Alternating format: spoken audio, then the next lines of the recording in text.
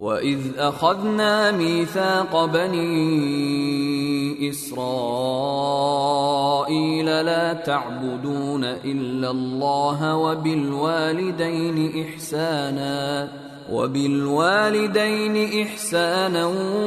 وَذِي الْقُرْبَى وَالْيَتَامَى وَالْمَسَاكِينِ وَقُولُوا لِلنَّاسِ حُسْنًا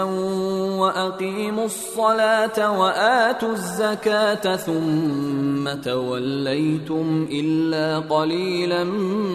مِّنكُمْ وَأَنتُمْ مُعْرِضُونَ۔ اور وہ وقت یاد کرو جب ہم نے بنی اسرائیل سے پکا عہد لیا تھا کہ تم اللہ کے سوا کسی کی عبادت نہیں کرو گے، اور والدین سے اچھا سلوک کرو گے،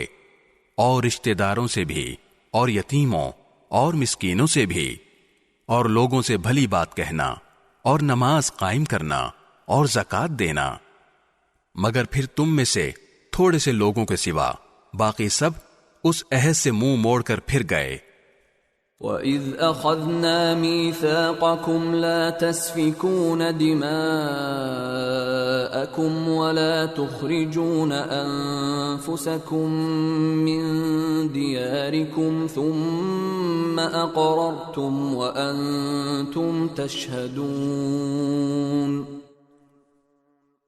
اور یاد کرو